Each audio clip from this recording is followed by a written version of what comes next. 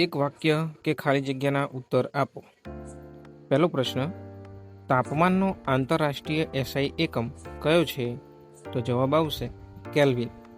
બીજો પ્રશ્ન, નખ પરની પોલિશ એટલે કે નેલ પોલિશ દૂર કરવા માટે કયું પ્રવાહી વપરાય છે? તો જવાબ આવશે એસીટોન। વ્યાખ્યા આપો ગલનબિંદુ। એનો જવાબ છે જે તાપમાને ઘન પદાર્થ પીગળીને પ્રવાહી અવસ્થામાં રૂપાંતરિત થાય છે તે તાપમાનને તે ઘન પદાર્થનું ગલનબિંદુ કહે છે।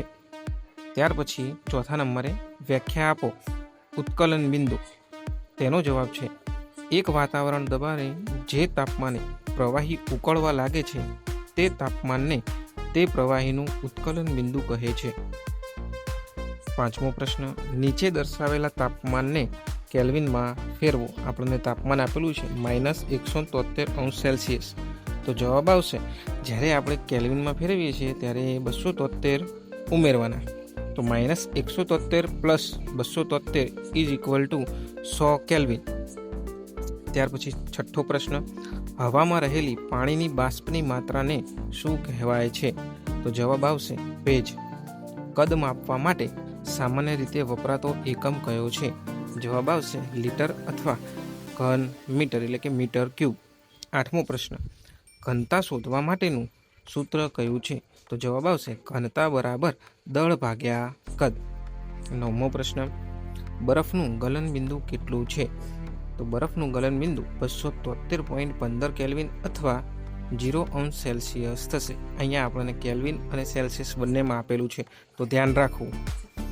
ત્યાર પછી 10મો પ્રશ્ન, ઘરમાં ખોરાક રાંધવા માટે કયા બળતણનો ઉપયોગ થાય છે? તો ઘરમાં ખોરાક રાંધવા માટે એલપીજી એટલે કે લિક્વિફાઈડ પેટ્રોલિયમ ગેસનો ઉપયોગ થાય છે। ત્યાર પછી 11મો પ્રશ્ન, બે જુદા જુદા પ્રકારના દ્રવ્યના કણોની એકબીજામાં આંતરમિશ્ર થવાની ઘટનાને ખાલી જગ્યા કહે છે। તો આ ઘટનાને પ્રસરણ કહેવાય છે। 12મો પ્રશ્ન, પદાર્થની વહનશીલતાના ગુણધર્મને જે તે પદાર્થની ખાલી જગ્યા કહે છે। વહનશીલતાને આપણે તરલતા કહીશું। 13મો પ્રશ્ન, બોઝ-આયન્સ્ટાઈન સંઘટક એટલે કે BEC એ હવાની સામાન્ય ઘનતા ખાલી જગ્યા ભાગ જેટલી ઓછી ઘનતા ધરાવતા વાયુની ઠંડી અવસ્થા છે। તો કે 1,00,000માં ભાગની એટલે કે 10⁻5। ત્યાર પછી 14મો પ્રશ્ન, કેટલાક ઘન પદાર્થને ગરમ કરતા તે પ્રવાહી અવસ્થામાં રૂપાંતરિત થયા સિવાય સીધા જ વાયુ અવસ્થામાં રૂપાંતરિત થાય છે। આ પ્રક્રિયાને શું કહે છે? તો કે ઉદ્વપાતન કહે છે। 15મો પ્રશ્ન, 20°C બરાબર કેટલા કેલ્વિન?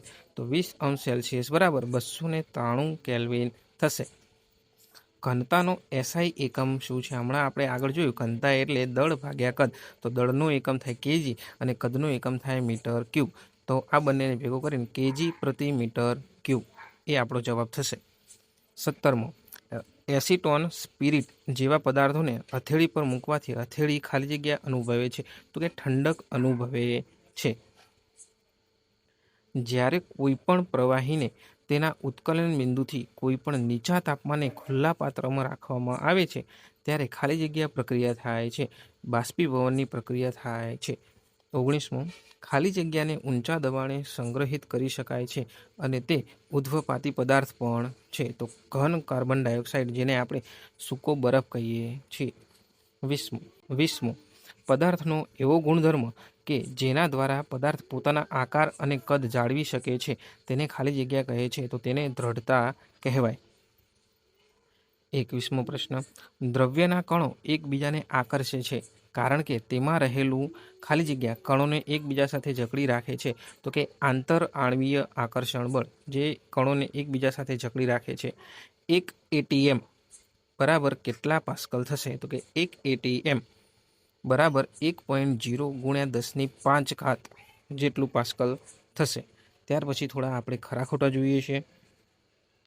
વધુ પડતા પવનને કારણે આપણી આસપાસની પાણીની બાષ્પની માત્રા ઘટી જાય છે? તો કે સાચી વાત છે, ખરું। એકમ કદમાં રહેલા દ્રવ્યના જથ્થાને જે તે પદાર્થની સખ્તાઈ કહે છે? તો આ ખોટું છે, તેને કહેવાય ઘનતા।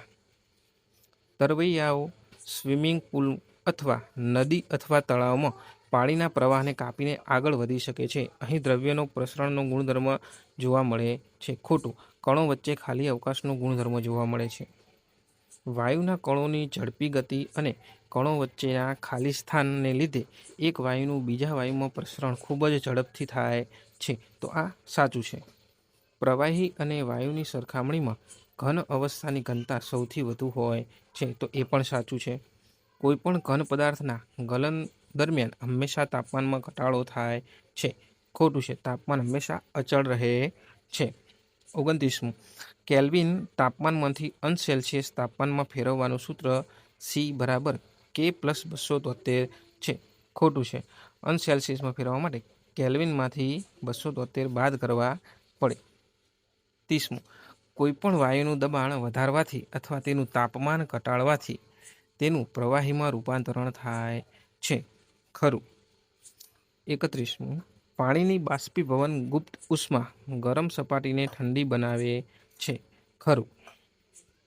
32મું, ગરમ તેમજ સૂકા દિવસોમાં કુલર વધુ ગરમી આપે છે. ખોટું. તો ઠંડક આપશે. બળનો SI એકમ ન્યૂટન છે.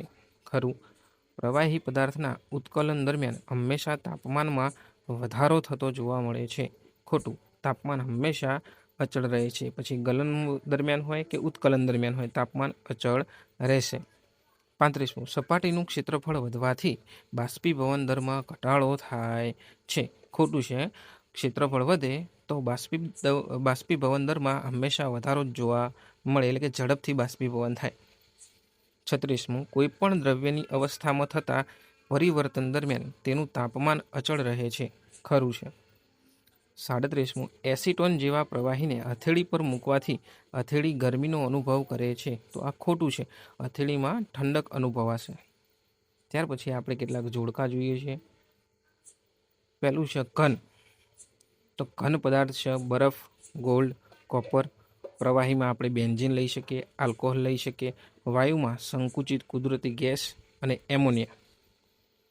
39મું, પાણીનું ઉત્કલન બિંદુ કેટલું હોય છે? તો કે પાણીનું ઉત્કલન બિંદુ કેલ્વિનમાં 373 કેલ્વિન હોય છે. બરફનું ગલન બિંદુ કેટલું હોય છે? તો કે બરફનું ગલન બિંદુ 273 કેલ્વિન હોય છે. 460 કેલ્વિન સેલ્સિયસ તાપમાને કેટલા અંશ સેલ્સિયસ થશે? તો કે 187 અંશ સેલ્સિયસ થશે. જોડકા જોડો. ખૂબ જ ઝડપી પ્રસરણ અને વહન કોનું થાય છે? તો કે વાયુનું થાય છે. કદ ચોક્કસ પરંતુ આકાર ચોક્કસ હોતો નથી. એવું કોણ છે? તો પ્રવાહી છે. ખૂબ જ વધુ આંતર આણ્વીય આકર્ષણ બળ ધરાવે છે એવો પદાર્થ તો ઘન પદાર્થ હોય છે.